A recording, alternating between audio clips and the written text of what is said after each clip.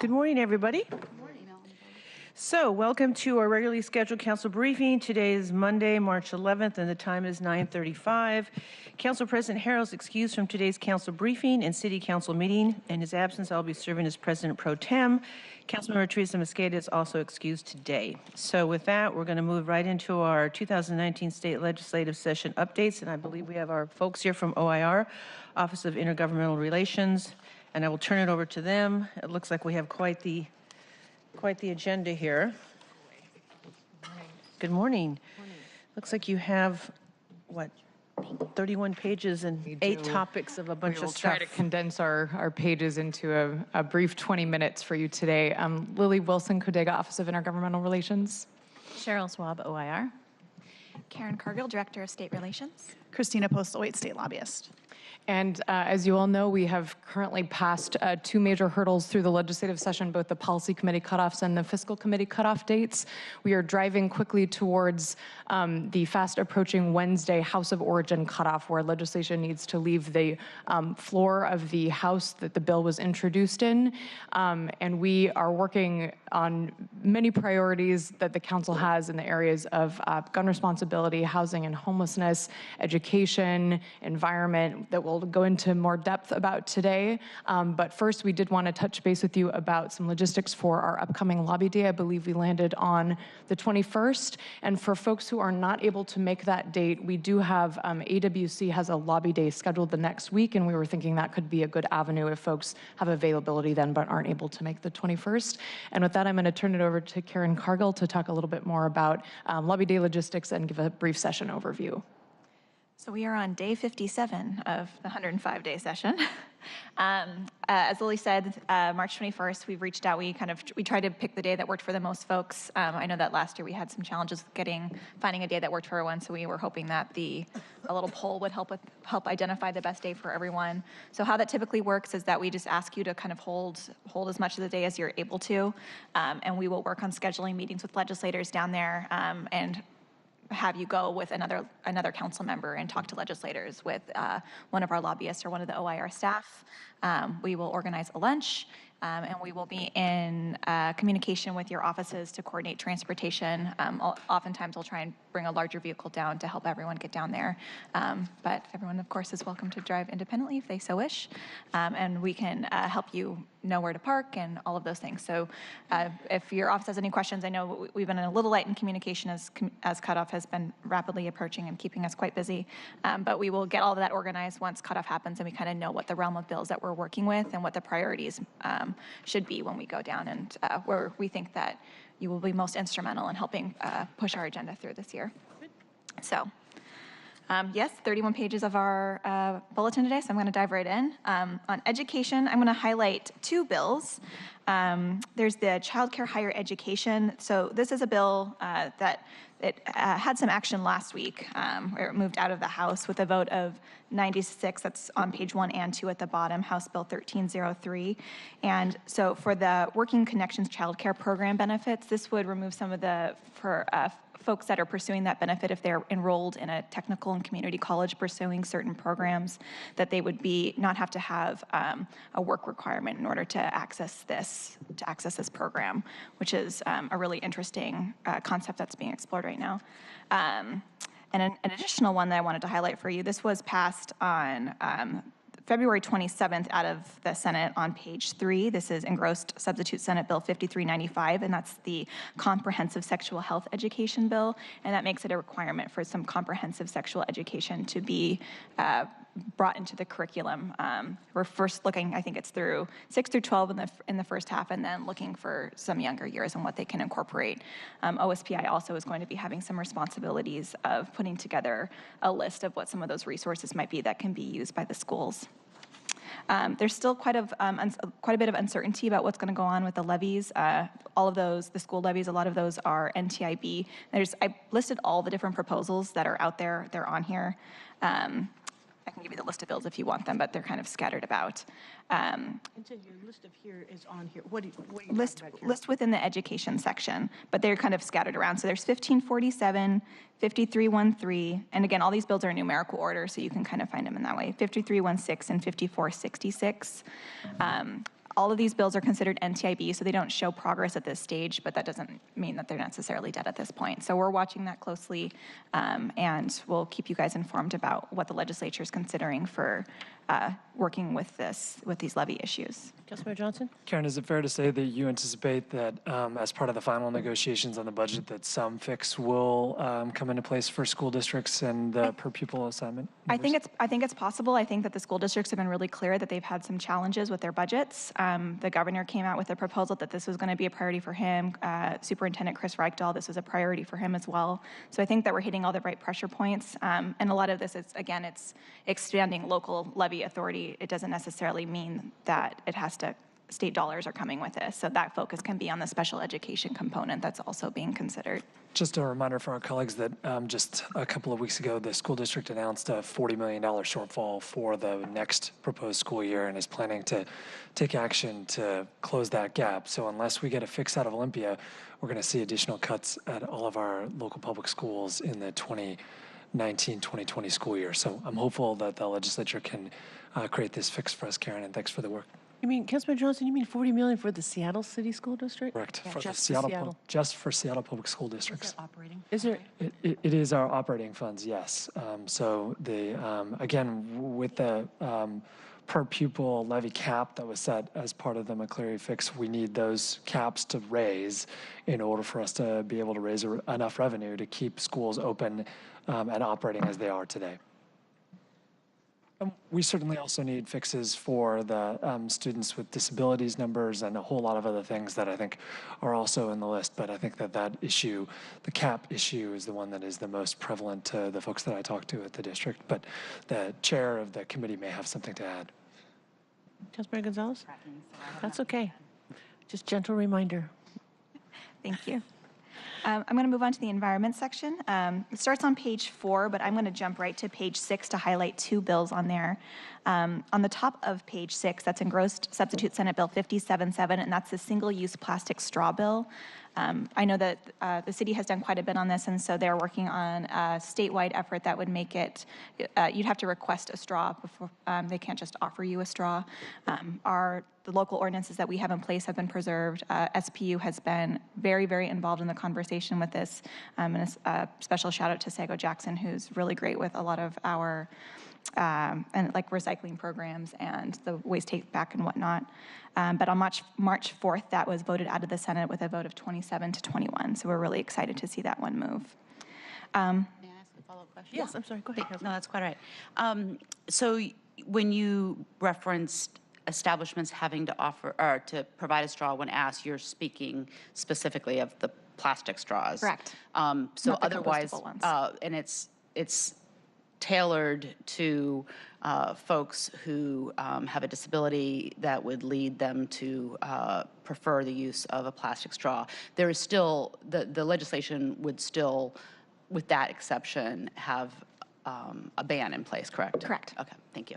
And I just want to give deference to Councilmember O'Brien, although the straw ban went into effect under my leadership under SPU. It was really Councilmember O'Brien's leadership 10 years ago, I think.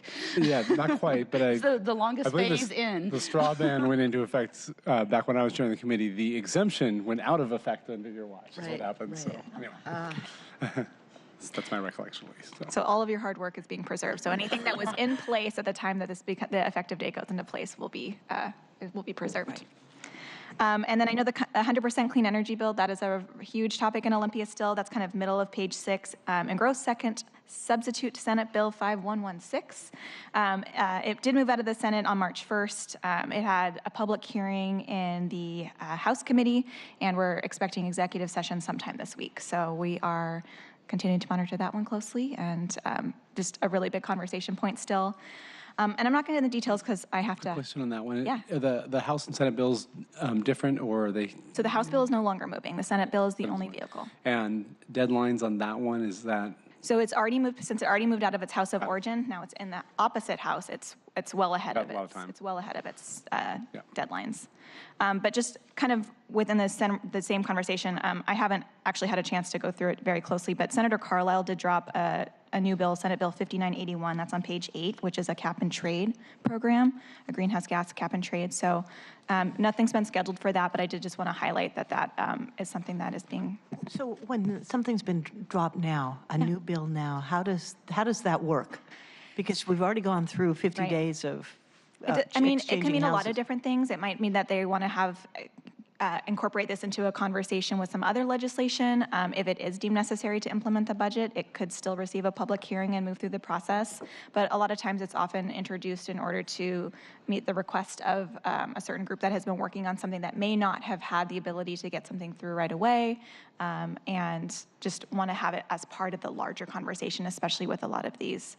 I mean, I know that some of the transportation packages are discussing a carbon fee and then with 100%, and so allowing them all to kind of exist together. Is that part of the, I would imagine part of the objective is just to get something in the conversation Yes. so that as we're finalizing the bills, that it can be incorporated? I'm not going to say that specifically for this one, but a lot of times that is the goal, yes. And so that's all I'm going to highlight for environment. And moving on to general government, I actually just want to highlight one particular bill on page 10, and that's the wrongful injury and wrongful death bill. That substitutes Senate Bill 5163. This has moved out of the Senate at this point. That moved out on March 6th with a vote of 30 to 17. We are expecting, there is the House version, which has not moved out of the House floor, but we are anticipating it moving by cutoff on the 13th. So I know it's made quite a bit of progress. It got caught up last year. So this is quite the advancement that it's made this year. So we're watching it closely. Just a quick question, and I've really not been engaged in this, but I got something on Friday where there was concern about the additional liabilities for cities. Do you want to discuss that more? I know that AWC has voiced some concern about what the potential liabilities would be. I believe that the city's position has been that they think that's still the right thing to do, regardless of what the additional liability is. So our position remains that we're supportive of this concept, but other cities do have some concerns, but they will not, though they are opposed, they will not be weighing in on the bill actively at this point.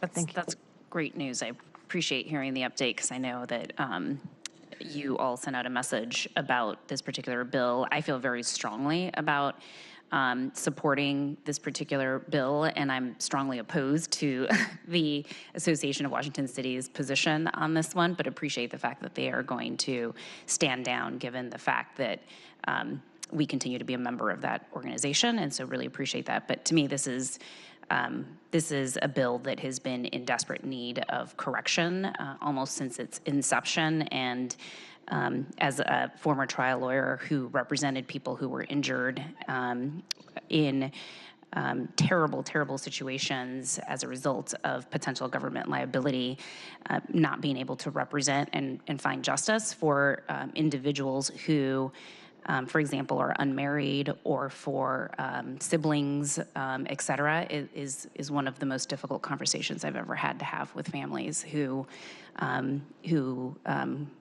have a clear claim, but for their relationship to the decedent or the severely injured. And so I really appreciate the ongoing work of the trial lawyers and others to continue to correct this wrong. Thank you. Great. Moving on to healthcare, I want to highlight just a couple big wins that we experienced this last week. It's always fun to see hard work pass off of the floor, so we want to make sure you're aware of these ones. First of all, I want to touch base on, it's the top of page 13, 1513 or 5444. That's the governor-requested True Blood case settlement agreement. The House version is still within rules on the House Rules Committee. The Senate version was adopted and passed unanimously off the Senate floor on March 7th. We're very excited about the progress that's being made there. I also want to touch base on immunizations. So the middle of page 13, House Bill 1638, this would repeal the personal belief exemptions from the MMR vaccine. This bill passed off the House floor late at night on March 5th with a vote of 57 to 40. Very excited about that. There have been a lot of people on both sides of that issue, and we're excited to see that this was approved off of the House floor. And what was interesting too about this is that when this was first brought up for debate, there were a lot of amendments that were initially attached to them. 42 were proposed to this bill, and then they were whittled down, so 33 of the 42 were withdrawn quickly. Another 3 were withdrawn during debate because they're out of the scope of the bill, and 6 amendments were adopted that I think strengthen the overall language of the legislation. And then, let's see. Under housing and homelessness, I wanted to highlight a couple things here as well. So the top of page 19, trying to remember to do my page numbers this time. The top of page 19, that's the local option bond bill we continue to track very, very carefully. This is the Senate version does not appear to be the vehicle that will be moving forward this year. However, the House continues to have great momentum. It passed out of the House with strong bipartisan support on March 5th, 66 to 32, and it's referred to the Senate Housing Stability and Affordability Committee. We're still working very closely with a large group of stakeholders who are supportive of this bill. Tax bill? Yes. And then I also wanted to share another one that we're very excited about passing on the House floor. So further down that page, 5946, the SEPA Shelters and Encampments Bill. Senator Wynn has really been a champion for us on this bill, and it passed off the Senate floor with bipartisan support. Frankly, it was great to see some of the support on this from people we haven't typically seen weigh in on a lot of our housing bills. So we're excited about that. It now heads over to the House, and we continue to see a lot of support from stakeholders within the Seattle and housing community in general. And also good news on ESSB 5600 on eviction reform. Mm-hmm. Yeah, so that passed out of the Senate on March 9th. Very excited about that. Sorry, which one? This is, it's on page... Bottom of page 18. 18. Councilmember Herbold? Eviction reform bill that extends a 3-day notice to pay or vacate to 14 days, and even, I think, in some ways, more importantly, allows judges to exercise discretion in a court, which they have done right now when it comes to non-payment of rent. So it's And I a believe, real game changer. I just wanted to add, I believe Councilmember Swan and Councilmember Herbold, the language that you had flagged for us as a concern is incorporated into the Representative McRae proposal. It is. Thank you for all of your advocacy on this. For the McRae. 3-day The pay lease term. it's incorporated into the non-payment of rent bill? No, sorry, the eviction reform. Yes. Yes. Yeah, so we should probably talk a little bit more offline. Okay. The House version of the, sorry, and just so you do know, the 1453, which I believe is what you're referring to, it did pass out of the House with the 54-44 vote on the 5th. I'm happy to follow up with you on that as well. Yes, a quick question on housing accessory dwelling units. Do we have the latest status on those bills? Going to come up. I thought we'd skate right by page 19. Yeah, we actually, We're so close. we have a chart that we can send out to all of you that shows the kind of different proposals. The initial Palumbo proposal, Representative Peterson is working on a different version for the House. So we're working on those right now. We can get that over to you so you can see the differences between the two bills. Is Gregerson's one not? It's working off of Gregerson's. Okay. Yeah. And it shows SDCI's response. Yeah. Great, be good to see all those. Yeah, we'll make sure you get those. Thank you. Thanks. So, Just to clarify, the chart that I got does not seem to evaluate Representative Gregerson's version of the bill. It's looking at comparing the SSB 5812 striker with Peterson's proposal. So I just want to be really clear that we're not, at least the chart that I've seen does not purport to build on or analyze Representative Gregerson's bill. It's an amendment on, Peterson's amendment is on Gregerson's bill. Which is the So it's companion. the current versions of the bills that are being discussed. I think the chart is a little unclear. I have it in front of me, so I think it would be helpful to get a better understanding of what this actually is. So I appreciate receiving the chart at the beginning of this morning's briefing, but I think as we continue to evaluate this particular suite of bills in this space, and it's becoming increasingly confusing in terms of who's proposing what and what the different components are and what the amendments are purporting to do and what's striking what. So it would be really helpful to get a clear understanding of that. I think Councilmember Mosqueda and I both have an interest in responding to some inquiries that we have received from folks in the state legislature, both on the House side and on the Senate side, and really want to be thoughtful about how we respond to some of those concerns. And I'm not going to pretend that there probably isn't. I mean, there probably will be some conflicting positions within the city family on this particular set of bills. But before we put that out there, I'd appreciate an opportunity to get a more robust understanding of the substantive differences. And I know that it seems that the biggest issue is around preemption of our ability to advance some land use policies in this space. You know, I'm interested in exploring whether there is a legitimate, reasonable, prudent reason to have a small window of preemption in this particular space, and I'm interested in sort of getting more information before taking an official position in that regard. Do you want Let to me just do some follow-up comments here. Not at For this the moment, I record, won't. so first of all, thank you. And I know we just got this chart. Just because a lot of people don't have the chart in front of them, and some of the viewing public probably would like just a little bit of background. This started with a letter to the state legislature with many elected signing it, including some city council members and Dow Constantine. And then Representative Paulette responded, and then we responded back. So I'm hoping we'll get the chart and we'll have a better sense of, and this is regarding ADUs, accessory dwelling units, the Senate substitute version, looking at us at the Peterson, that would be Representative Peterson's, his substitute, and then the review by SDCI. And so hopefully we'll have a more deeper discussion when we all have this chart, and then you can incorporate Councilmember Gonzalez's concerns. Because it's a lot of paper flying back and forth, and we've all gotten phone calls on preemption and the memos and emails. So this may not be the time right now. I'd like to wait for my colleagues to all have an opportunity to look at this. I'm sorry, you mentioned that there was that we responded. Who's the we?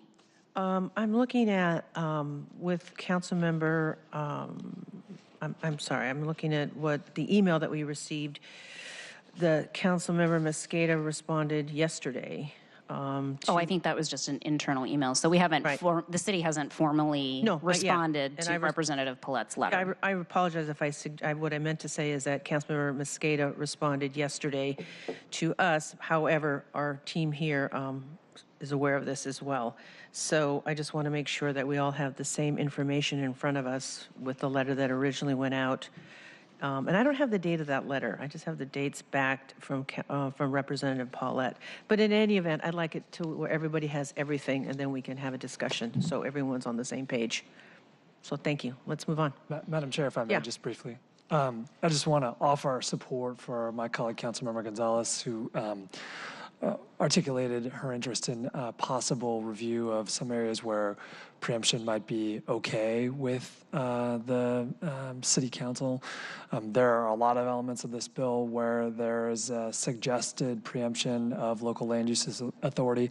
I think that some of those are warranted for us to discuss. So I too look forward to seeing if there's an opportunity for us to have a unified position. I know that Representative Paulette's letter asked some very big questions of us, but I think it's perfectly appropriate for us to express also that there's been some frustration about the legal process that we've gone through just to permit more accessory dwelling units in the city. And I think it's fair for us to ask some of those questions and get some responses from OIR and SDCI, and ideally use that to formulate what could be a final position that is more easily able to be articulated by our government relations friends here at the table to our colleagues in Olympia. Absolutely. So let's move on. And I'm sorry, just really quickly before we move on. And I think that again, the city has historically taken a pretty clear line on preemption, but I think that it's important for us to not be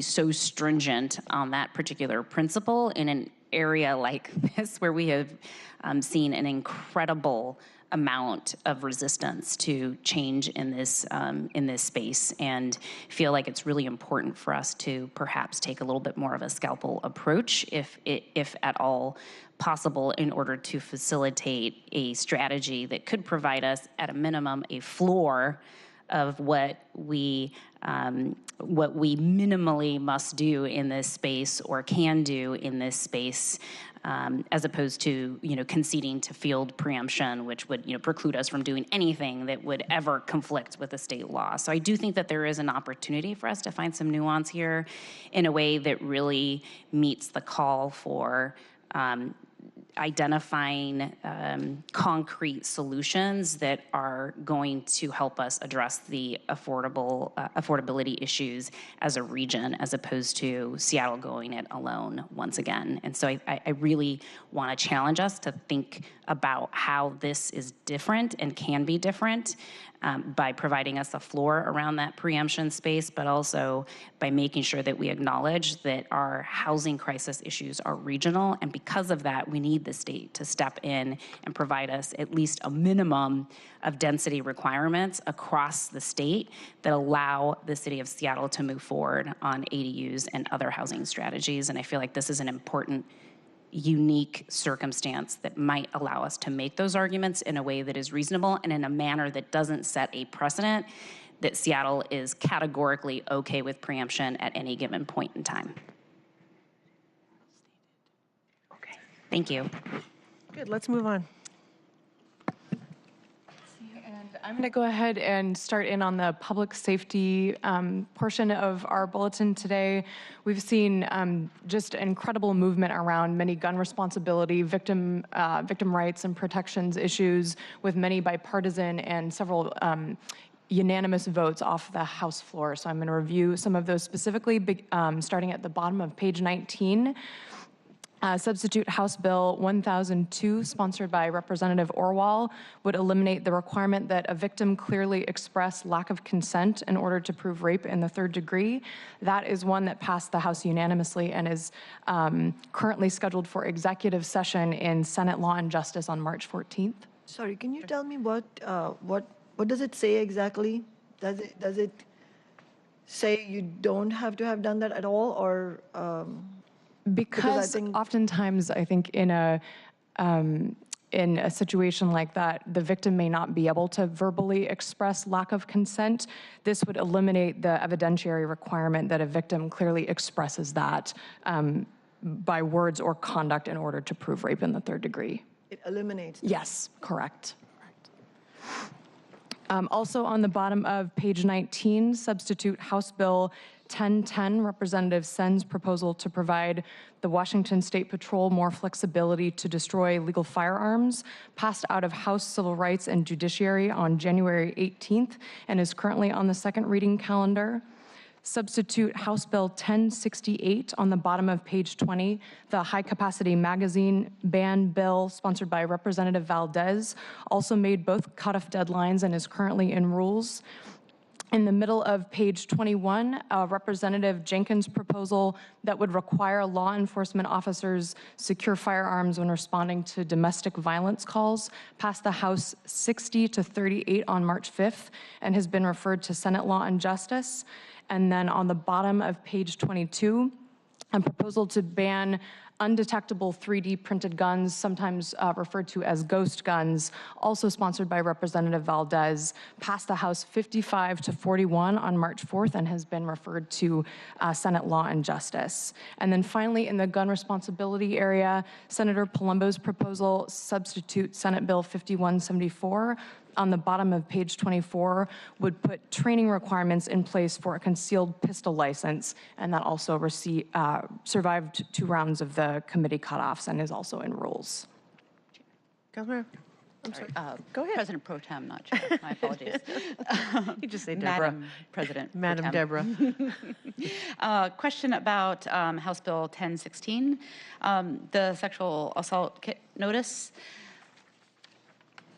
I like the first part of the bill, requiring hospitals that do not provide sexual assault evidence kit collection or have appropriate providers available to develop a plan by 2020. But then there appears to be a pretty big out for those hospitals that do not develop a plan. And I just want to, the out is that they have to, within 2 hours, do something. And as I read bullet number 2, it reads like they're just talking about referring the person to another place. Am I reading that correctly? Coordinate care with a local community sexual assault agency and assist the patient in finding a facility with an appropriate provider available? And so that they can have the test completed. And that 2-hour requirement is also enforced and punishable by a civil penalty of $2,000. But why wouldn't we just require all hospitals to make the kits available? Why would we allow hospitals to re-traumatize somebody who's already in trauma by re-referring them to another facility? I'd have to follow up with some of the victim advocates about why that specific language was important to them, but I do think there was sensitivity around the work group that was established around making recommendations that ensured that if hospitals are not currently equipped, that there are protections in place to make sure that folks are getting the resources that they need if they are not within that hospital system. And I think they may be leading towards a stronger requirement. I know other inevitably. states have a requirement for all their hospitals, emergency rooms, to have rape kits That makes available. sense. It does make sense, right? But yeah, I would like to know more about how we landed on this as a solution. Absolutely. Thanks. And then I'm going to focus next on protections for victims of sexual assault, beginning in the middle of page 20. House Bill 1016, or we just reviewed the Representative Caldier proposal. Also in the middle of page 20, House Bill 1055, sponsored by Representative Entenmann, would authorize a warrantless arrest when someone violates a no-contact order issued in a prostitution or trafficking case. That passed the House unanimously and is scheduled for executive session in Senate Law and Justice on March 14th. Then on the top of page 21, substitute House Bill 1166, sponsored by Representative Orwell, would address our state's backlog of untested sexual assault kits. And this is incredible, just given it is not without a significant fiscal note. But the bill passed the House unanimously on March 6th and has been referred to Senate Law and Justice. So congratulations to many of you who have done a lot of work in that area. Lily, may I ask you a question on this Absolutely. one? What is the identified revenue source, to the extent it has been identified?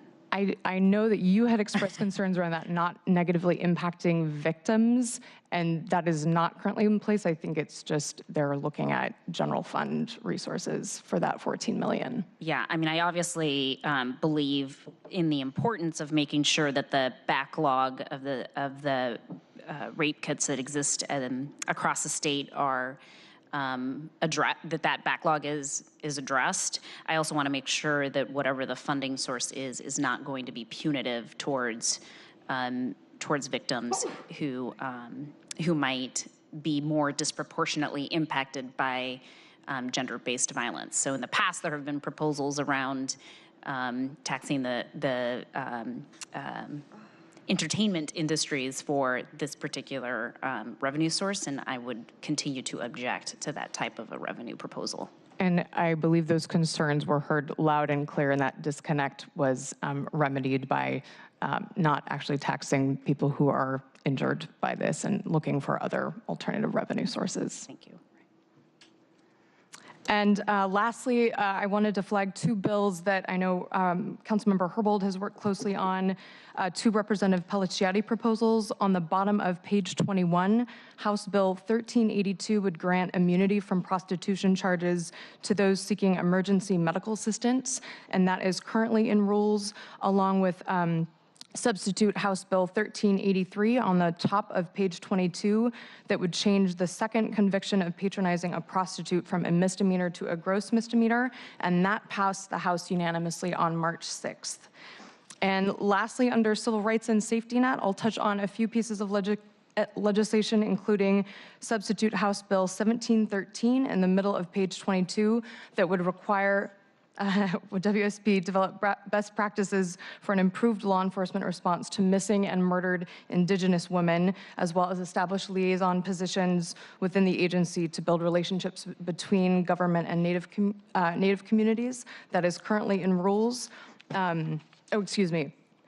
And that bill actually passed the House 98-0, so unanimously, and will be heard in State, Senate, Government, and Tribal Relations on March 15th, so congratulations. A bill that would restore voting rights for those in community custody, substitute Senate Bill 5076, is on the second reading calendar. And legislation that would eliminate the death penalty continues to move along on the top of page 27, Senate Bill 5339, sponsored by Senator Carlisle, passed the Senate 28-19 on Councilmember Bagshaw's birthday and has been referred to House Public Safety. We like that very much. And with that, we'll go ahead and move into the transportation section. Actually, before you do that, I have a question about the public safety area still. So House Bill 1282, driver's license suspensions. This is at the bottom of page 21. It looks like it's being sponsored by Representative Reeves. Can you talk a little bit more about the categories of those licenses that would not be subject to administrative reinstatement? So they're suspended under Article, is that 4? I'm terrible with Roman numerals. Okay, so Article 4 of the Non-Resident Violator Compact. That's just a bunch of gibberish to me. What does that mean? Absolutely. I'll try and demystify the gibberish. So this bill would essentially decriminalize the failure to respond to a non-criminal traffic infraction that requires the payment of associated penalties, or DWS 3 as it currently is, which is right now a misdemeanor charge. That would eliminate it as cause to suspend someone's license, and it would create a new DWL, or driving while license suspended 4, which would instead change that to a traffic infraction if the person has resolved the underlying issue but isn't able to reinstate their license due to unpaid fines. Mm-hmm. Okay. So it's kind of decoupling that from decriminalizing. So this is a further effort around addressing the legal financial obligations components of Yes. regressive nature of our system? Exactly. Okay. We did in Seattle years ago. Yeah. I want to thank you, and thank you, Councilmember, for flagging that, because that was something I had flagged too. With the driver license suspended in the first and second and third degree, and the costs keep going up, and not just court costs, but fees, most people end up getting their license taken away. It has nothing to do with the fact that they haven't done everything the court has asked them to do. It's just that they haven't paid those fees. Yeah. And so they have to continue to drive to get to work, and then we saw how it's a disparate treatment. This has been going on since I was a public defender, and I won't tell you what year. So I'm glad to see this is finally being taken care of. Thank you. I think it's worth flagging too. Our John Schocken, our city attorney's office, has been instrumental in this and has been working very, very closely with Rebecca, one of our contract lobbyists down there, on this, and have pushed it for years. So we're very thrilled to see it continuing to move at this point. Thank you. We'll keep flagging that for you. So very quickly on transportation, we continue to work with the AWC, who's been super helpful on the scooter issue. Also working with the industry to see if we can come to some agreement. Not sure exactly how that's going to turn out. So what page are you on now? Yeah. Oh, I'm sorry. I'm on page 30 at the bottom, or sort of halfway down. Motorized foot scooters. But I'm actually going to turn it over to Christina to talk to you about automated traffic enforcement.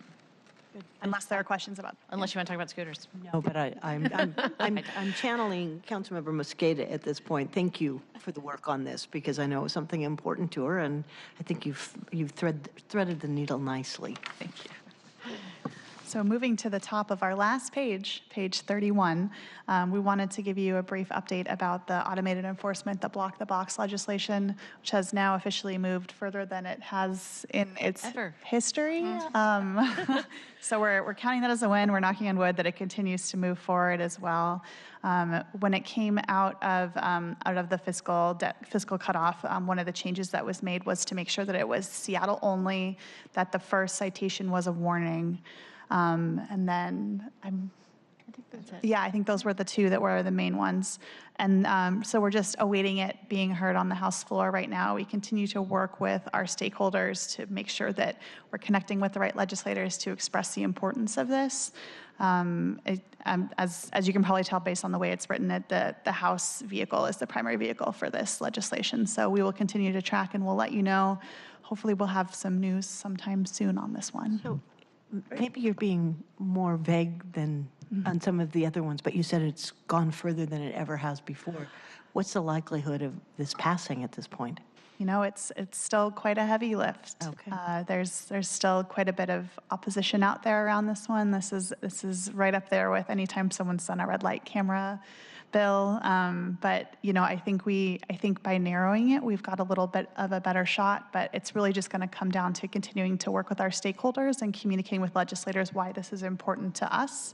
I know there are a lot of other cities who are eager to have this in place within their own jurisdictions, so that's very helpful. It's always helpful to have cities other than us helping. Yeah, so we're continuing to work really hard on this. We've put a lot of good work in, and SDOT has been incredibly helpful with this legislation. So we'll keep you posted, and hopefully the next update, or maybe it's gone even further than this. I'm sorry, go ahead. Go ahead. Go ahead. Then Councilor Herbold will. Oh, please. Sure. Okay. As relates to that bill, is any of the are any of the concerns being expressed related to the use of the revenue? That was an issue that I know we had discussed. Yeah. I had discussed with OIR during our budget, and I'm wondering to the extent that those might be concerns that we're using the revenue for general fund purposes instead of purposes specifically associated with pedestrian, bike, traffic safety. We could maybe tie our hands if that would help in indicate that. That's not currently the issue to my knowledge. It's not. That was an issue on the Senate version, but on the House version, we haven't really defined where the revenue would go. But that's helpful going forward. That's very helpful for us. Yeah, we haven't kind of begun that conversation. We're just trying to get this on the right track right now. All right. The flexibility has been very helpful, as many of you have thought through this policy creatively with our team. I also just wanted to add, Chief Best, through many weekends, has made herself available to do legislator outreach on this, to talk about some of the public safety implications and why this is important to the city. So I just wanted to acknowledge the incredible work that Chief Best and SPD have also done to move this forward. Okay. Are you done? I think that's okay. We are. Okay. Oh, wait, Councilmember Johnson has a question. Just if I may, I want to highlight two quick things for my colleagues. It appears that the MVET collection bill, which we've talked about a lot, is not moving forward, although, you know, anything could always move forward, could be designated as NTIB at any minute. But that was the bill that would have cut about $7 billion worth of funding out of the Sound Transit 3 program. So fingers crossed that continues to be stuck. And just again, because I know many of my colleagues will be going down next week, there is still a bill being discussed in Olympia that would raise a whole lot of transportation revenue. It raises a lot of flexible transportation revenue, flexible meaning it is not required to be spent on roads, but it spends a lot of that flexible revenue on roads. So as you're thinking about talking points to connect with your colleagues in Olympia, making sure that flexible transportation money goes towards flexible transportation projects would be a good and welcome thing for us as a city. Because right now we're spending a whole lot of carbon tax fee money on a whole lot of roads that are going to result in a lot more carbon. So those have consistently been positions that we've taken as a city. I would encourage my colleagues to make those points when they meet with legislators next week. Anyone else? All right. Thank you so much. So we will go around the table, and then I understand that we have a presentation from the Seattle Design Commission. So I'm just going to start. First, let me read the notes from Council President Harrell's office. As you know, he's excused today. It turns out that, number one, as part of the rotation of the three co-chairs, Councilmember Bagshaw, Councilmember Mosqueda, and Councilmember Sawant, for the Select Committee on Homelessness and Housing and Affordability, Councilmember Sawant will chair the next Select Committee on Homelessness. Do we have an agenda yet? Okay, let me finish, please. Will be tomorrow, March 12th at 2 o'clock. Councilmember Sawant, I believe Councilmember Bagshaw asked you a question. Okay, so, yeah, can I get through this and then you can, thank you. Let me quickly go over what the Civic Development, Public Assets, and Native Communities Committee has. We have 7 items on today's agenda. The reappointment of Robert Nellums as Director of Sales Center. We have an ordinance allowing the utilization of $2.4 million in inflation adjustment dollars in the development category of the Parks and Green Space Levy from 2008. It's basically an inflation contingency that we're shifting money over to take care of. We have an ordinance accepting a gift from the Parks Foundation of a timber pavilion in Occidental Park. And we have 4 appointments to the Seattle Center Advisory Commission: Daniel Tam Claiborne, Jana Lemon, Elaine Federa, and Raquel Russell. They're all wonderful folks, and I'm excited to get their appointments approved. And our next meeting for the Civic Development, Public Assets, and Native Communities Committee will meet on Wednesday, March 20th at 2 o'clock. And I think that's it. So we will just go around the table. Councilmember Sawant. Thank you, President Juarez. Good morning, everyone. Morning. There are no items on today's full council agenda from the Human Services, Equitable Development, and Renters' Rights Committee. The next meeting of the committee is scheduled for a special time, Saturday, March 16th at 1 p.m. at the New Hope Missionary Baptist Church, which is at 124 21st Avenue in the Central District. At that meeting, we will discuss equitable development in a Central District apartment building called the Chateau, which I talked about last week. Office of Housing and the Department of Construction and Inspection of the City of Seattle will be joining us for the committee meeting along with the residents, which we really appreciate. That committee meeting will also include another agenda point, which is the legally required retroactive public hearing on the emergency legislation to establish an emergency moratorium on the mobile home parks in Seattle. This was the legislation that council members will remember to make sure to preserve the halcyon mobile homes, which are affordable housing for seniors and the disabled community members. And this is a legally required hearing, which is on a legislation that has already been enacted into law. We will also be holding the next meeting of the Select Committee on Homelessness this week, Tuesday the 12th at 2 p.m. here in Council Chambers, which is the usual slot for the Equitable Development and Renters' Rights Committee. But since that meeting is being held on Saturday, we can hold the Select Committee at this time, which is Tuesday at 2 p.m. And I believe my staff have sent out the agenda. We have 2 agenda items, one to discuss the immediate future of share and wheel shelters after June, and then the impacts of rents and evictions on homelessness. And we will be joined by Dr. Tim Thomas, who is a researcher at the University of Washington, who's been doing research on King County and statewide data on evictions. That's it. Mr. Herbold. Thank you so much. So I have no items on today's full council agenda, although I do have an amendment that I'm going to hold talking about until Councilmember O'Brien speaks, because it's related to his legislation. I have a light committee meeting this week, Tuesday. The Civil Rights, Utilities, Economic Development, and Arts Committee will be meeting at its regular time. I have reappointments on the agenda for the LGBTQ Commission, and we are also going to hear from central staff presentation of a draft version of a council bill on closed captioning in public accommodations. This is a bill that was brought to me as an idea from a People with Disabilities Commission member, and again, it's in draft version yet at this point. It has not yet been introduced.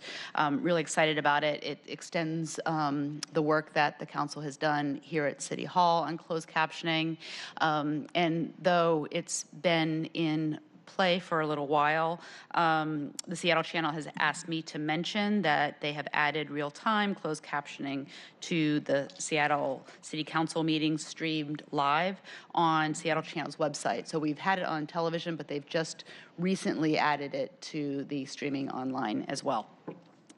Events coming up this week. Sound Transit will be having a Delridge-specific workshop at the Youngstown Cultural Center from 6:30 to 8:30. This is a meeting that Councilmember Joe McDermott, King County Councilmember Joe McDermott, and I requested of Sound Transit to do a bit of a deeper dive on the potential impacts of proposed alignments on Delridge.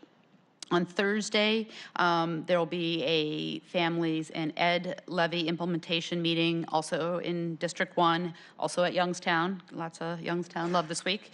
And then on Sunday, March 17th at City Hall, we will be having our third annual now Nowruz celebration, and we will be circulating a proclamation later this week. That's it. Thank you. Councilmember O'Brien. Thank you. There are 2 items on this afternoon's agenda from the Sustainability and Transportation Committee.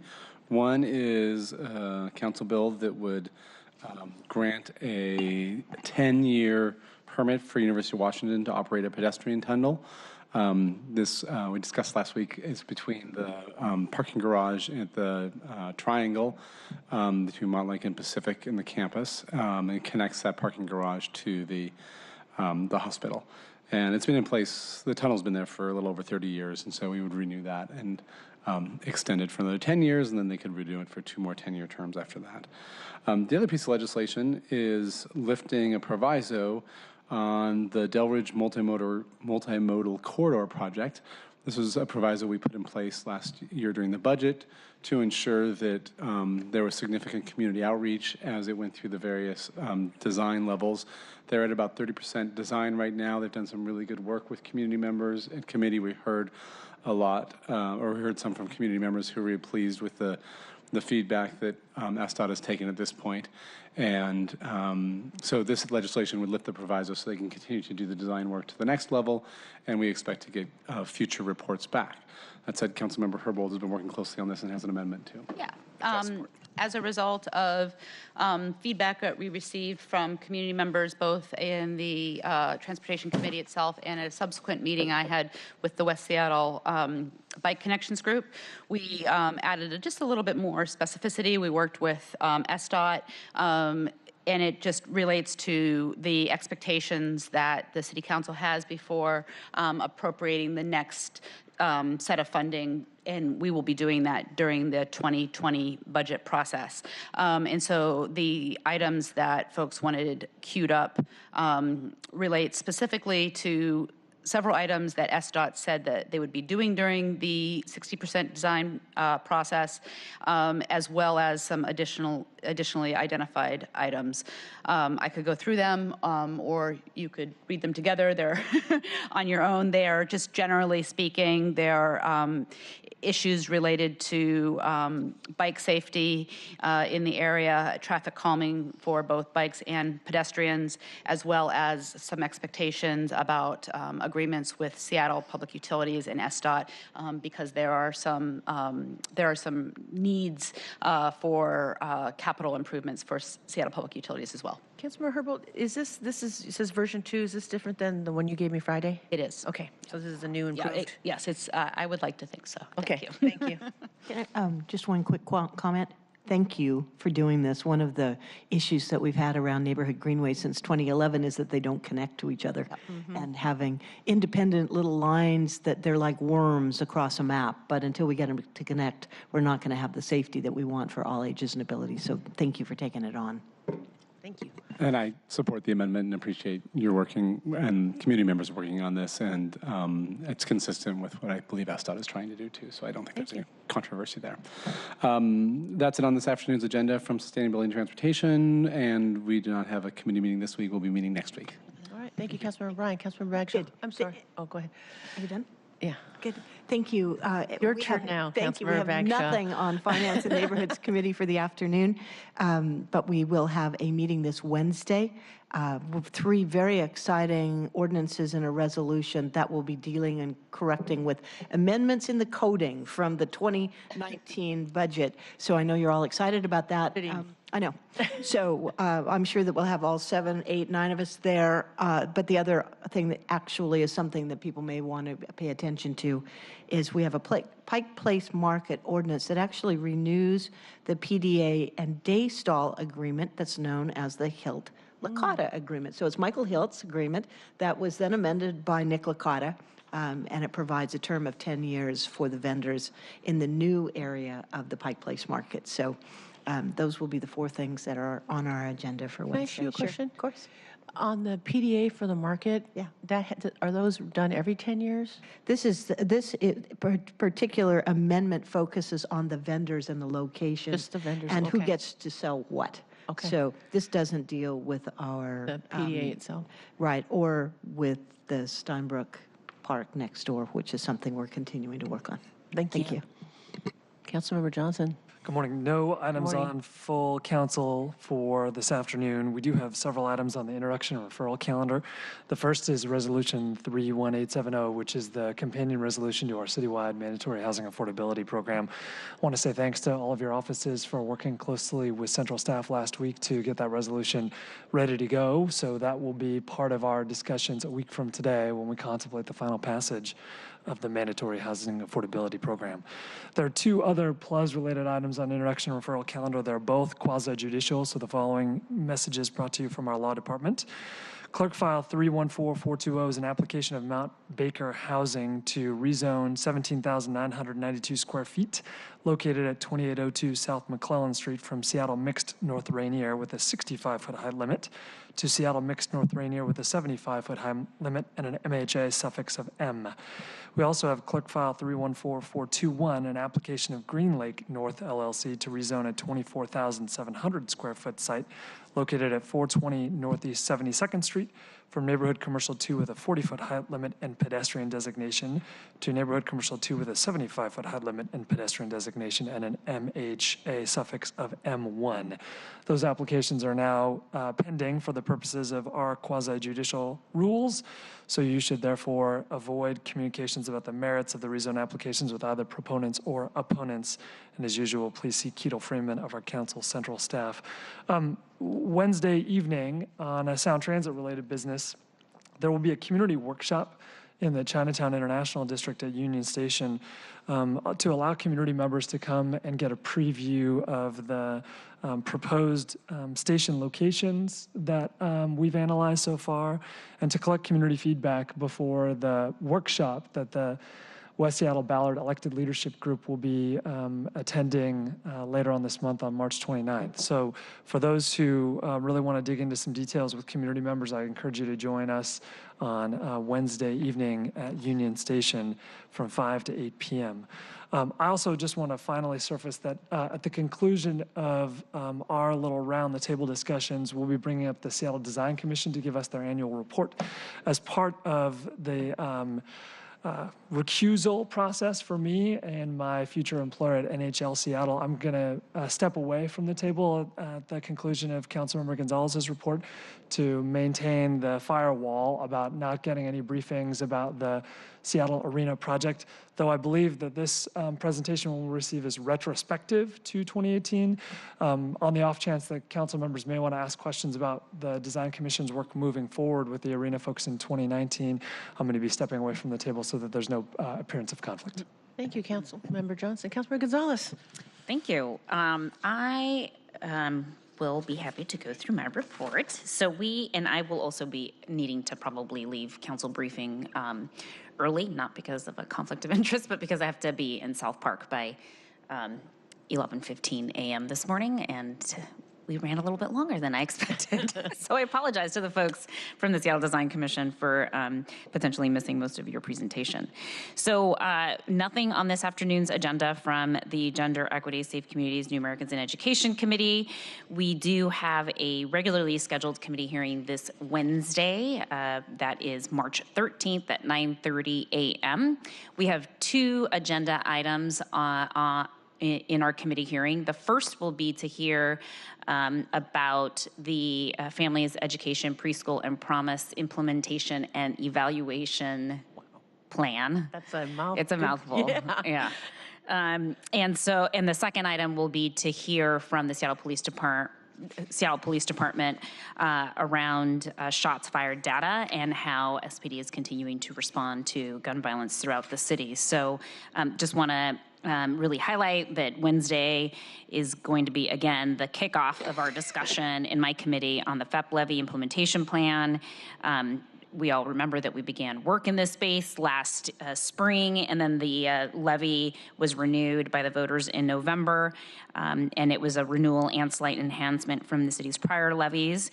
And we're really excited about being able to have a robust conversation about how Deal is intending to propose the implementation of those plans across the full spectrum. Of course, it's an expansion of our preschool program by a nearly doubling of the classrooms slots available to children throughout the city. We'll also hear in the implementation plan that there is a proposal to expand preschool access to 3-year-olds as well as 4-year-olds. It'll be a huge improvement over our existing system.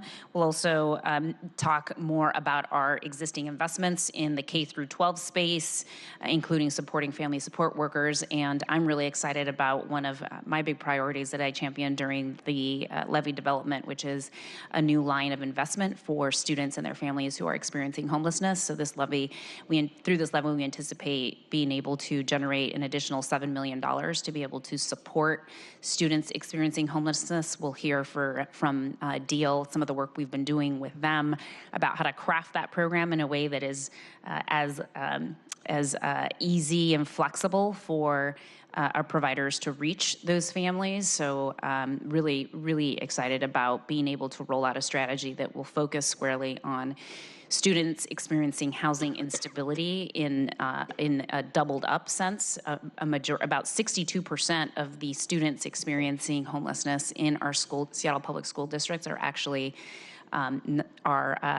experiencing what is referred to as housing instability, meaning that they're doubled up and not actually experiencing homelessness. Unfortunately, that's a space where there isn't a lot of investment made by philanthropy or other government agencies in terms of addressing those individuals. So we're really excited about being able to strategically target housing unstable students with really flexible dollars to make sure that they can continue to be stable and learn and have academic success, and that's through the K through 12 system. We also, as you all recall, renewed the city's commitment to the family support workers in our public schools as a cost-sharing model with the Seattle Public Schools to reach more Title I schools. And we spent a considerable amount of time under Councilmember Johnson's leadership rebalancing our investments in the K through 12 space to ensure that we were not stripping away severely our investment in the K through 5 space in particular. So I want to thank Councilmember Johnson for his leadership in that area. We'll be able to see proposals around how to best structure those dollars ongoing to make sure that we are supporting our kids in the K through 5 space in addition to the 6 through 12 space. We have a memo to distribute that will lay out the process moving forward. There is a last-minute conflict that came up, unfortunately, on my behalf for the week of April 8th. So we are currently exploring alternatives for April 10th. We may either have a special meeting the following week, or we will have one of my committee members chair that committee hearing in the event that we need to continue on April 10th. So just handing this out with a caveat that the timeline towards the end is going to be modified slightly because I've had a personal issue come up that I need to tend to that particular week. So I apologize that we didn't get a chance to incorporate those potential modifications into the timeline before we distribute it, but we will do so as soon as we have confirmation of how we're going to move forward. So that's it on the FEP levy. On the second issue, we will hear in my committee. We'll hear again from SPD on their recent shots fired data and how they respond to those issues. I know that in the past, when we have had SPD come into committee and present on this issue, there's been interest from district-based council members around more specific, nuanced data for your districts. To the extent that you want SPD to address those particular issues, I'd ask that you connect with my office, Cody Ryder in particular, to submit any sort of inquiries to him now so that we can get the police department to start thinking about how to cull through that data in order to be able to present it or answer questions specific to your districts in committee on Wednesday. So I'd appreciate that. And then lastly, I will be out of the office on this Thursday and Friday, March 14th through the 15th. I've accepted an invitation to join members of the Seattle Municipal Court in Denver, Colorado, to attend what is known as the Pretrial Innovators Conference. It's a pretrial justice, it's put on by the Pretrial Justice Institute and looks at new trends, emerging practices, promising practices around how to divert individuals from coming into contact with our criminal justice system at the municipal level in particular. And so this is part of our ongoing effort to work both with community and institutional players around realignment of our criminal legal system. So this will be an opportunity for me to go out to Denver and attend a ton of workshops around issues that we all care about, including how to reinvest in community if we're divesting from the criminal justice system, looking at bonding practices and how punitive they are for our community, and just really listening to a lot of the experts, subject matter experts in this space, who spend a lot of time thinking about how to reform a criminal justice system that is more equitable and just for our community members. So I will be doing that on Thursday and Friday, and excited to come back and share what we've been able to learn.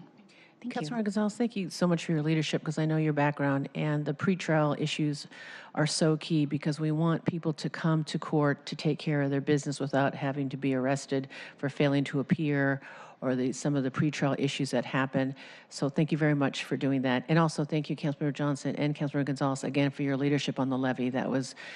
You did a great job. I understood the issues, you flagged the issues, so I really appreciate that, since that was my first time sitting as an elected and trying to understand how these levies move forward, and you made it very painless. Thank you. It was a complex body of work, and I'm glad that there were two of us working on it, and looking forward to the continuing conversation in my committee about how we're going to implement and evaluate the success of those investments moving forward over the next 7 years. I will warn you that the implementation plan is about 120 pages. It's incredibly dense, and so for those of you who have ongoing interest in this space, I really do invite you to join us on Wednesday, or you can watch the video at your leisure afterwards. But this will be Deal's first opportunity to give us a high-level overview of the different components of the implementation plan that specifically respond to those priorities that City Council indicated we had in the resolution advancing the levy to the voters. So the conversation on Wednesday will really be centered around how does the implementation plan meet City Council's stated priorities in the accompanying resolution to this ordinance. So really urge you all to join us on Wednesday if you have the time and availability. Lastly, I just want to conclude by making sure you all are aware of some of the work that is being done by the Seattle Office of Inspector General for Public Safety. Inspector General Lisa Judge just copied my office on a notification of her first, what I think might be her first audit out of that office, and it'll be with regard to mutual aid and special commissions related to the Seattle Police Department. So just wanted to, as a courtesy, make sure you all were aware that that work was continuing on. I'm passing out a notification from her office as to that audit. For those of you who have an interest in how the Seattle Police Department manages its mutual aid agreements, I know that the council had some interest around that particular issue last year. Wanted to make sure that I flagged for you that this body of work is going to be evaluated in a very systemic way by the Inspector General's office, and wanted to let you all know that that work is happening. And if you have any additional questions about the body of work or the substance, I would encourage you to reach out directly to Inspector General Judge. That is it for me. Thank you. Well, you and Councilmember Johnson set the bar high, so when Councilmember Bagshaw and I start the library levy. Yes. Thank you. We are happy to support your work in that context. Thank you.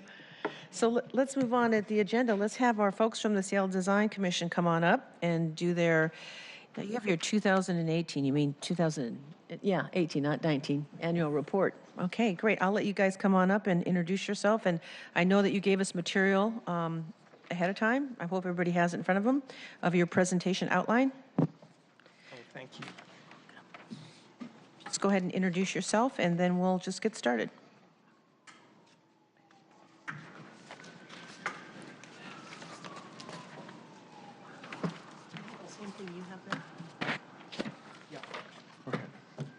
Hello, good morning. Thank you for having us. My name is Brianna Holland. I'm the Urban Planner Commissioner. I'm just entering into my third year on the commission. Thank you for having us this morning. Thank you. And good morning, council members. I'm Michael Jenkins, the director of the Seattle Design Commission, and thank you so much for making time today. In previous years, we've oftentimes gone to Councilmember Johnson's committee as part of OPCD, being a part of OPCD and going to the PLUS committee. Although I do think the commission oftentimes looks at projects that affect many of the council members, and certainly in their districts. So we really appreciate you taking the time to hear from us today. And you all have printed copies? Mm-hmm. Okay, great. So we'll go ahead and get started. I'm going to provide you with an overview of the commission, and Brianna is going to go through a number of the projects that the commission has looked at in 2018. Yeah, that's like a new one. Is that too hard to see? No, it's not too hard to see. It's just that we've got these lights that are really bright right now. Thank you. Oh. Councilmember Bagshaw wants mood lighting. Not a bad thing. So we've broken the presentation today out into 4 topic areas, an overview of the commission, just to remind you about what the commission's makeup is, the work that we do, and how we review projects, as well as some stats on our review of the year last year. And then Brianna will go through a number of project highlights that we think will be of particular interest to you. And then finally talk to you a little bit about what's coming in 2019. So just to give you an overview of the commission, we were established in 1968. So actually this year we're trying to plan a 50th anniversary party, which we're hoping, I think, is going to be in June. It's taken a fair amount of time to go through and look at, I think we're up to 1,270 projects that the commission has looked at over its 50 years.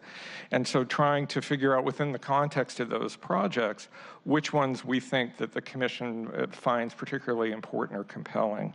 We're also hoping to go out to the public and ask them, from their perspective, about what capital projects, parks, community centers, and projects like that are particularly resonate with them as a community member, to hear from them as well.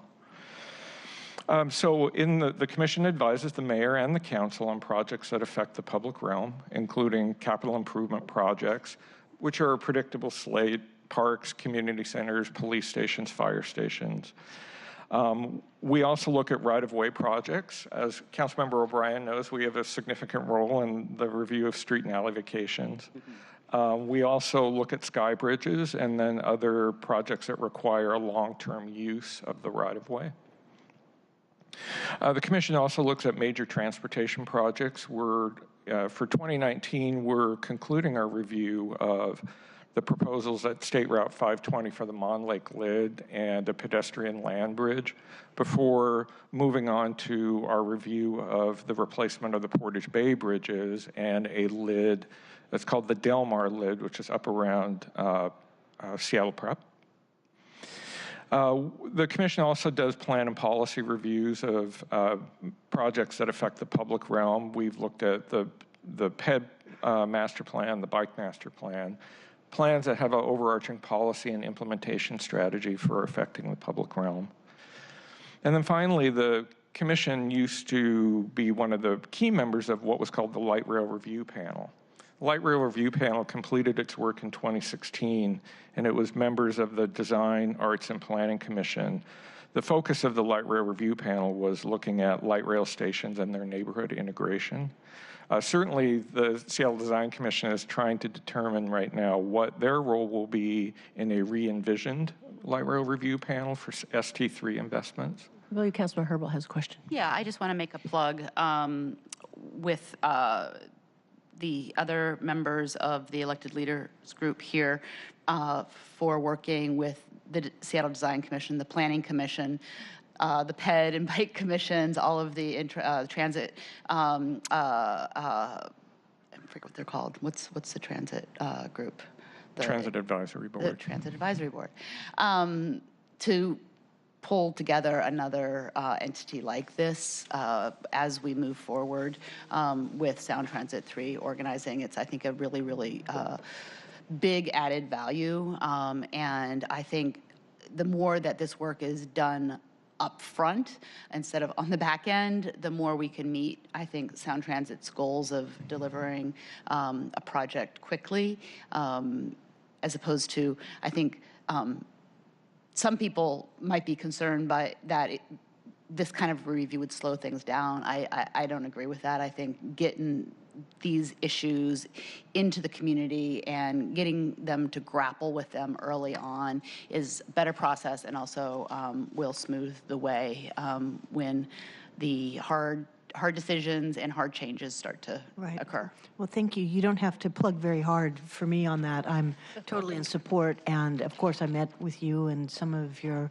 commission members within the last 6 months. And we know, just looking as an example at the waterfront, that part of what we did on the front end was to say we want the engineers and the designers to be working hand in hand. We didn't want the designers to come in afterwards and have to either redesign or try to rescale what the engineers said were what they needed for engineering practices. So I really appreciate the work you're doing. I think Councilmember Herbold is right on. Love to have that information up front and long before final decisions are made, because it does speed it up. We know that if we have to go back afterward and then try to fix things, that's when we start getting the appeals and the lawsuits. But to the extent we can bring you in on the front end, I'm all in favor of it. I'll talk a little bit more about the role that the Design Commission played with ST3. I will say that there is a meeting coming up on March 29th. We're trying to schedule with different ELG members' offices the week of the 18th to provide you with some observations that the commission has flagged as a result of a joint commission meeting that we had with members of the Arts, Planning, and Design Commission to really look at the issue of what Sound Transit's impacts are at Chinatown ID, and really focusing in on the issues of equity and placemaking, and trying to develop and flag issues for you, which I'll talk about in a little bit. So there is a meeting this Wednesday. Are you planning to participate or with the Chinatown International District and Sound Transit? The Design Commission is not specifically. I'm imagining that OPCD, where we're housed, probably is, but we're not scheduled. I don't think that we have anything specific. We may have a staff member going, though. I think it's valuable. Councilmember Johnson talked about it. I'm planning to attend to be able to hear from the community directly, because it's so easy to begin saying, well, this is what the community wanted, but if we weren't there to hear it the first go. At our joint commission meeting on the 27th that we had members, we had not only members from the community, Cassie Chin representing in her role as the Arts Commission, on the Arts Commission, but members of the community, including Michael Winkler-Chin and others, offering their impressions about what they're saying. So we're going to have an ongoing conversation with the members of the ID to hear more from them about their expectation about placemaking. Super. So again, moving on with the presentation, the commission includes 10 appointed members. All the commission members are appointed by the mayor, and they're confirmed by the council. We are awaiting mayoral appointment on 3 of our positions: our landscape architect, our transportation planner, and one of our architects, as well as our chair. The mayor appoints our chair, and the council confirms the chair. Those, including Brianna's role, she's a reappointment this year, has not been approved yet, and we're hoping that will occur relatively soon, because their appointments ended in March, and our quorum requires 5 commissioners. Okay. So what's the delay on that? What needs to happen? I think that what needs to happen, in my opinion, is that the mayor's office has a large backlog in all commission appointments, and I think that they're trying to figure out a way to prioritize ones to move ahead, in particular commissions like our commission that affects the timing of projects, as well as commissions that have a regulatory review. that's for the short term. For the long term, I think that's a larger question between you as a council and the mayor's office to figure out a way to streamline the appointment process. Thank you. Thank you. The next slide is the commission's mission, and it's a 6-point mission that really looks at elevating design, neighborhood integration, sustainability, equity, looking for partnerships between the capital departments. We think that's quite important because when departments work together to elevate projects, we often find successes in projects like Bell Street Park, where they come together to create a place larger than their individual investments. And then finally, effective investments, looking at the best value. I think that commissioners, speaking for commissioners, I think that they would agree, good design doesn't need to cost more. It just needs to be reflective of the community's expectation, and elevating urban design is a fundamental project goal. This is an overview of how we look at projects. Now, we always provide this just in context to understand how the commission works in the context of permitting. More and more in terms of capital projects, I think that the commission is really interested in trying to get in at the very inception of a project. After a project has been funded, oftentimes playing a role in the selection of architects or the design team, because I think that it's particularly important. And Brianna recently served on a selection panel for Freeway Park. And I think it's particularly important because it's a way to make sure that the teams that are investing in capital projects or implementing capital projects for the city, that they identify and elevate what matters to the commission early on in prioritizing not only the project goals, but the team to implement those goals. So talk a little bit about Freeway Park. Are you at a position where it's public information? Because I was there on Saturday with a group that, and Lyle was there, but it was led by Scott Bonjuki and this LID I-5 effort. So can you talk a little bit about that specifically? Well, I don't think it's public information of who that was actually selected, but we did interview 4 really great candidates. We had good field to choose from. I think it's a $10 million investment that's going in from the public benefit package from the convention center. And what was the scope of work on that? What was the ultimate scope of work? Different project teams had different approaches to it, but it's essentially a refresh of the park, of making it more accessible, and I think there's a bathroom that's potential to be remodeled, and maybe an opportunity to do something unique. And reopen it. And yes, and reopen it, of course, make it functional. Exactly. I think when the outside your realm. Right, exactly. And the other thing I'd like to point out is the street and alley vacation process changed dramatically last year with the adoption of new policies that affect the timing of our review. Before an applicant applies for a vacation, whether that's for a private applicant or a city or another government, they're required to come to the commission first. And the role of the commission before they start the permitting process, because what we had been finding over time is that the permitting process had begun, the commission would come in after permitting, and so really important issues about access, massing, open space, public realm enhancements were already set before the commission could actually influence it and develop a list of priorities that they wanted the applicant to pursue.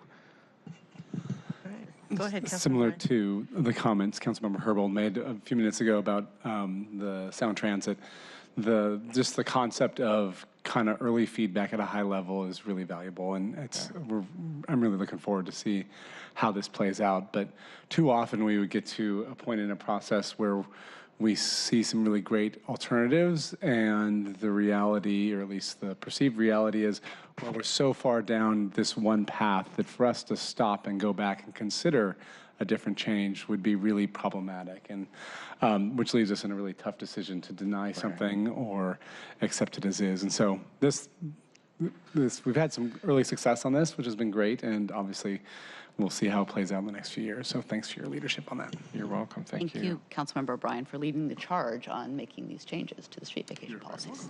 Thank all of us, so we can all move on.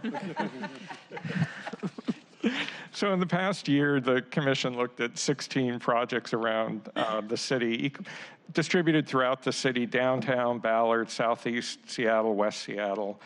It's been interesting. This year, we've been a little bit slower, and I think that's okay because, and I'll let Brianna's has an opinion being a commission member, of course.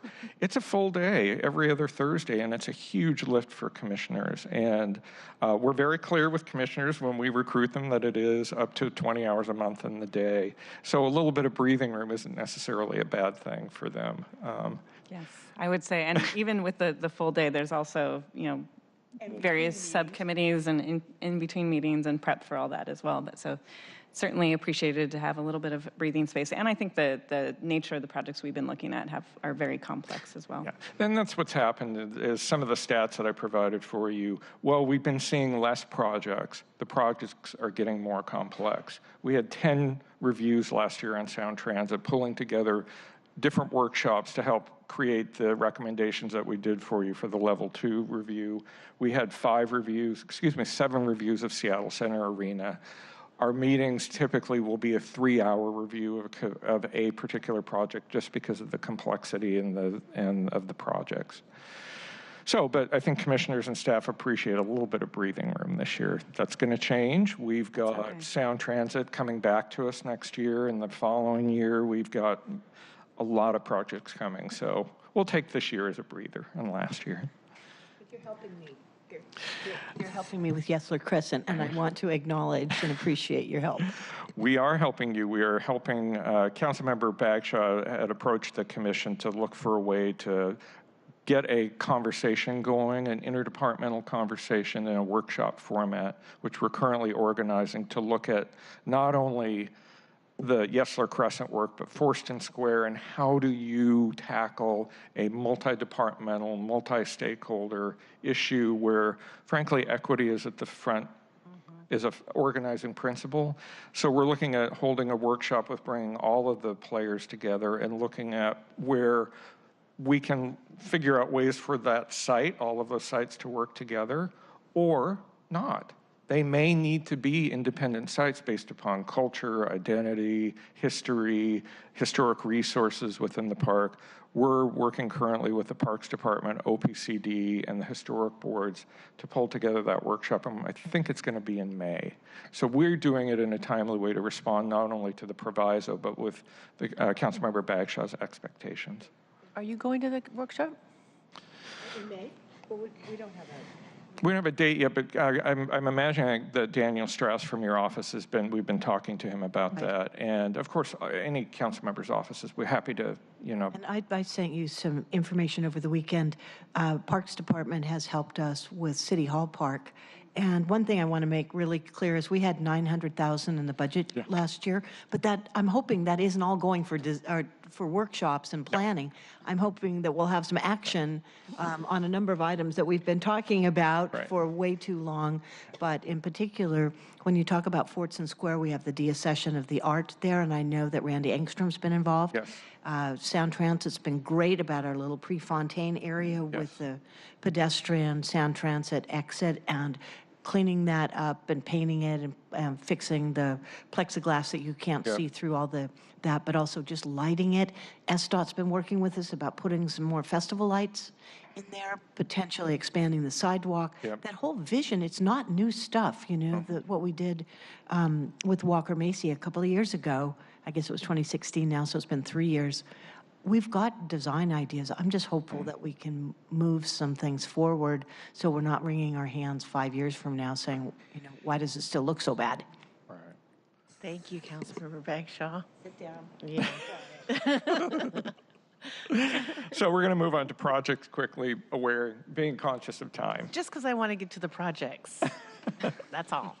So let me walk you through. So the first project I'm going to highlight, and then Brianna will take the rest of them, is on ST3. Seattle Design Commission is currently, again, developing recommendations for you in advance of the March 29th ELG relative to CID, although we may touch ground on Delridge, although Delridge in and of itself demands, I think, a level of work that we may take on as well. We're also, which we discussed a little bit ago, we are trying to evaluate how the Design Commission will fit into the permitting process. We are looking at a model similar to what the Light Rail Review Panel did before. The problem is that was really based upon, it was an ad hoc approach, and we want to be much more intentional because the Sound Transit's review process is really geared up in its fast-track permitting. Permitting reviews will begin in 2021. The questions that I have is, who would be impaneled?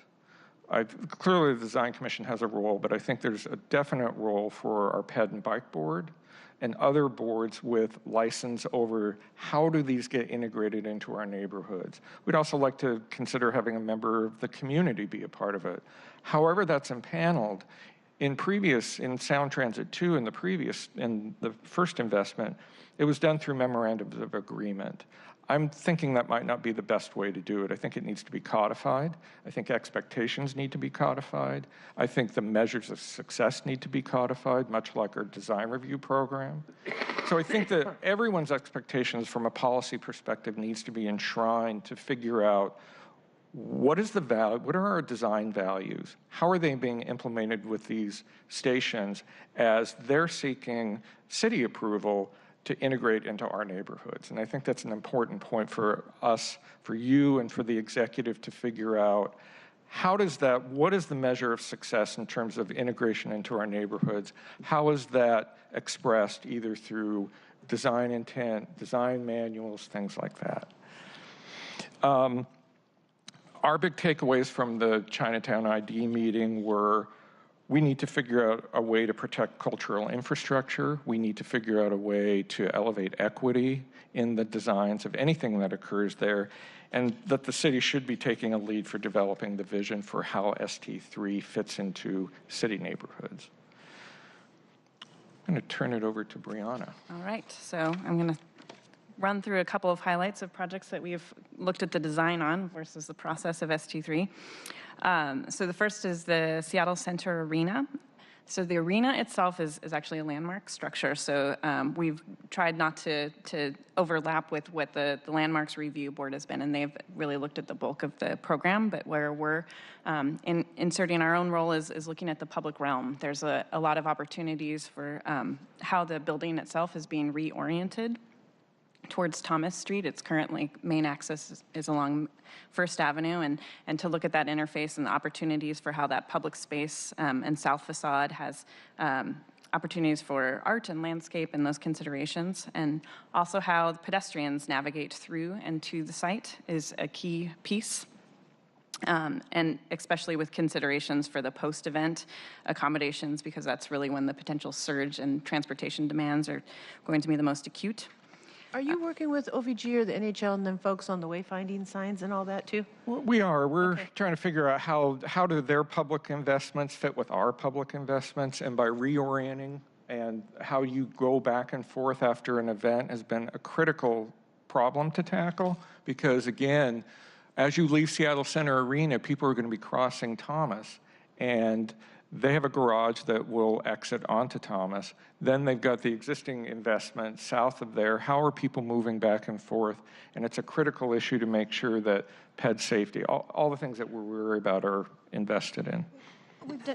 We've done a lot of work on this, obviously, in the last year, and Nelson Nygaard has been very helpful. There are a ton of design ideas out there, including getting people by bike through the campus and over, of course, if they want to cross over to Myrtle Edwards Park on using the John Coney Bridge. So what I'm really excited and hopeful for is that we can take these good ideas and figure out how to coordinate them. Once again, it's like what we were saying about neighborhood greenways. If they don't connect, I don't want to say they're useless, but they really don't help somebody who is riding her bike and then suddenly the bicycle path ends. So around here, as much as you can help create those pedestrian networks, we know ultimately light rail is going to be there in 17 years, but between now and then, it's the monorail, it's bike, it's PED, it's figuring ways to make these connections that are going to be really helpful. So your voice is important. And TNC, the rideshare programs, and yes, those are all on our radar to. not only, we're moving on to the next. So Smith Cove Park in our Magnolia Inner Bay neighborhood is this very unique opportunity to convert what's existing as a play field into a larger shoreline integrated park for both active and passive recreation. So tell us more, please. So we've looked at this project 4 times in the past, starting in 2015, and our last, I think we approved the schematic design finalized in October of last year. Yeah, this came through our committee. Yes. So, This is in a line item. Yes. Yes. So there was a number of challenges that there was some disagreement with the commission. One being that the challenge of the road, the 23rd Avenue West, that bifurcates the site and creates a little bit of a barrier between the two actions or two sides of the street. A vacation wasn't viable because of financial constraints, but it does provide a challenge for it being a holistic, connected vision. Also, there's a CSO that's not, its timing is a little bit further out, so that's put some hindrance on progressing. And also, yes. So you're not talking about the big county reservoir we've already put in. That's in, it's done, it's into the ground, and it's 1 million gallons, and we spent a lot of money on that. So what are you talking about? Well, I think that's the problem. Is obviously the King County CSO is a critical element, but it's also its location isn't necessarily well placed when you look at how do you create a larger park. So you have the challenge of the CSO, where it's located, where it needs to be located, and then a road that bifurcates the site. Mm-hmm. It's not an optimal, it would be perfect to have a clean slate, but we don't have it. So it's a design challenge that I think in many ways limited probably some of the programming options we would have liked to have seen. Right. So how are you working with Parks on this? Because I know Parks has been working on it most of my lifetime, and I'm really hopeful to see something that is accomplished. So I guess my questions are, do you have a plan different than Parks? Are you working with Parks, or are we going to are we going to be able to move forward? Because we've put a lot of money in this. Yeah. So they're moving forward with their phase 1, which is the western half of the park, which is primarily the active recreational pieces. And that was a little bit of concern, too, of not doing the shoreline restoration and the more passive parts that are a little bit more accessible to all than just the specific users of the playfields. That said, we certainly gave strong messaging that they move forward for the phase 2 and that shoreline restoration as much as possible, or as soon as possible, and that's going to require some coordination with the port as well. There is some, as you can see on the slide, some waterfront access in terms of a stair, but yeah, the overall restoration is delayed, unfortunately. Okay, let's move along. Yeah. So Marion Street Bridge is an integral part to the Office of the Waterfront proposals. This is very much a gateway project, huge use as Coleman Dock is being redeveloped. This will connect to that new structure and then take the bridge all the way to Western Avenue as the viaduct is coming down. That is the phase that's funded. The second phase of it that'll take you all the way to First Avenue is in the future, and that was one of the big pieces that we worked with the designers on of how to make that an integration. Also the column shape of making it more of a human pedestrian scale, and taking considerations for sight impaired and making sure there's no barriers there. We also. Can I ask you a question? They look exactly alike. What am I missing?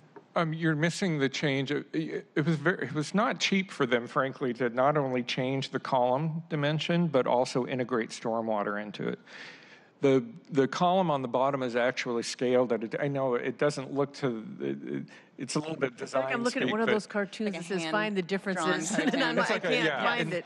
And the goal being, how do you integrate stormwater facility into a column design? How do you get the column to be a little bit scaled, a little better scaled for the scale of people walking by it? It makes it feel a little less ominous and a little more integrated into the neighborhood. It's the little things, council member. I just got it. Thank you. Little things. The light just came on. I couldn't tell what the difference was between before. It's the Y. That's and it doesn't seem like a lot, but it's a big deal. to do Okay. that.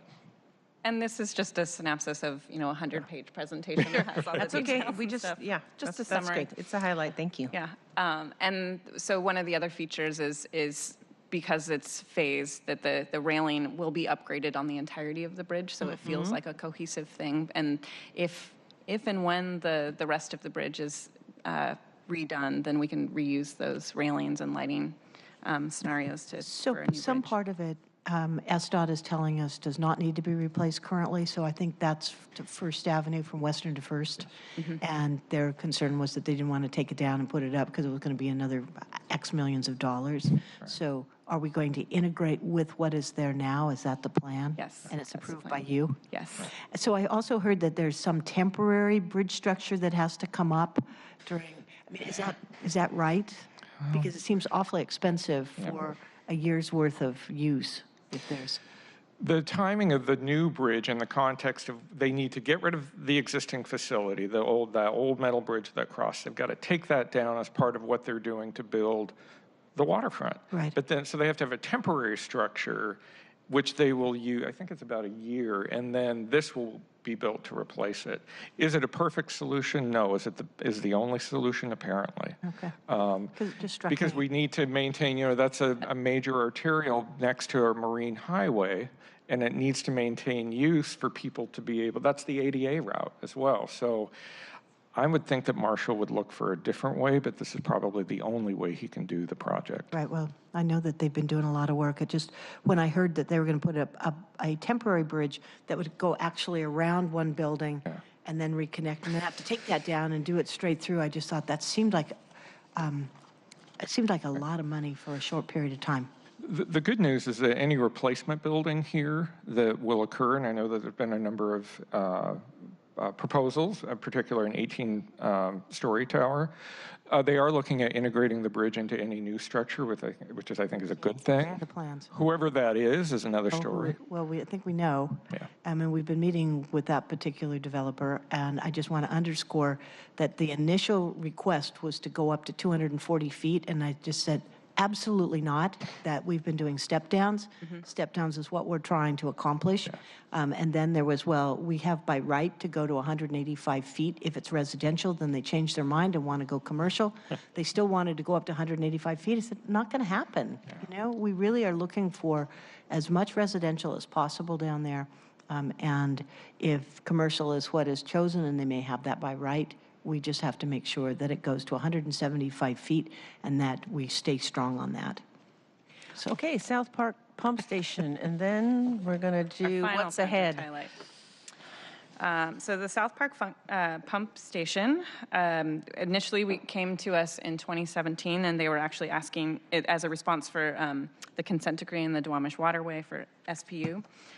They were originally asking for a vacation on that 7th Avenue South that was actually dropped, I think, during the meeting. During the meeting. Yes. Because of the access needs for the abutting property owner. So they brought in a redesign, a refresh that was actually very encouraging. It came out of the SBU's new Design and Innovation Lab that I actually participated in one of their conversations earlier on last year.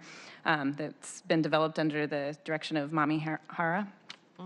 And it's really working to advance urban design goals and with how we deliver these types of infrastructure and investments, that urban design plays a real role in it. We've seen that trend across the board, I'd say, in a lot of the different city departments, and it's really encouraging. And to be able to participate in those conversations has been great, because we think the results of what has come out of this project of bringing actual placemaking, water view access, and the facility itself has a very public presence as well. Thank you for working to think of this as something more than a pump station. The work that's been led by Director Hara has been great and valued by the community. I think we're actually going to be breaking ground this year, I think. This has been a bit of a head-spinning project for the community because of the many changes and the delays. And I don't say so for purposes of creating any additional delays. I definitely don't want that. But have you done any integration with the conveyance project, which is also supposed to be located nearby? We will. It's been a little bit delayed, I think. But I think they recognize that this needed to happen before anything else. They're not putting it aside completely. They just needed to have some way to pump excess water. It won't be our ideal integrated design approach, but we're working with what we got so we can get things moving. I think the good news is that SPU's leadership in elevating urban design, they're looking at how do you institutionalize urban design incrementally? How will this fit in with the next one and the next one? And I believe we have a Bloomberg grant to thank for some of the work that SPU's been doing. I'm sorry? A Bloomberg grant to great. thank for some of the work that SPU's been doing, so shout out there. So finally, for 2019, we're going to be completing our review of not only the Mon Lake Lid project, but I mentioned that we're also going to be looking at Portage Bay and the Del Mar Lid. It's a big lift, but it's an important lift for that community, and it's a unique opportunity to create place from where a freeway was. And frankly, it's also a very quick shout out to WSDOT. WSDOT has systematically elevated urban design within the city as a key project goal. It's new territory for them, and we very much appreciate they're willing to commit to it. It also seems to me that it's been shrinking over the years. It has. Part of that shrink was because they could have lit it over the entire segment, but that would have required venting stacks. Correct. And so I think venting stacks with, and so was it better to get rid of that as opposed to having venting stacks with machinery and mechanical air and noise? I think that was the trade-off, and we're trying to make sure that that trade-off is in the city's interest. We have a number of parks projects. They're land bank sites, which you all may be familiar with, that are coming our way. We're completing our review of Seattle Center Arena on April 18th. We're going to continue to work with Sound Transit 3 to figure out where the Design Commission integrates into their process. And you saw my shout out about the 50th anniversary. With that, any further questions? You don't look old enough to have been there 50 years. It just feels like it's the gray. Okay. Is there anything else, colleagues? No, thank Did you get it all out of your system, everybody? Oh, no, only starting. I just really appreciate the work you're doing. And, you know, when you all talk about having a bit of a breather this year, I mean, that's only in comparison to, like, the marathons that you've been running in previous years. I imagine if you look back over the history, it's still a really busy year. It's just not as busy as the previous year. I've been with the commission for 6 years. The first 4 years, there were 4 meetings. They were 8:30 to 4:30 all day. And there were subcommittee meetings a couple of times a week. So it's nice to have a little bit of a breather. The work you all do and the thoughtfulness you bring to projects, you know, I definitely do not sit through all those meetings, but the conversations I get to have and the outcomes we see in the projects is amazing. And so just so grateful for the volunteers that are clearly so dedicated to the public realm and what we're doing as a city to show up, and grateful that we create a space for that expertise to actually influence projects. So that's Thank you, Michael. Thank you, Brianna. I see you guys every Thursday morning, or whenever you meet. You're all downstairs? Yes. Yes, see you guys all the time. At least I think that's what you're doing. Anything else? Okay, that concludes this morning. Thank you guys very much. Thank you, Michael. Thank you, Brianna. What do you and I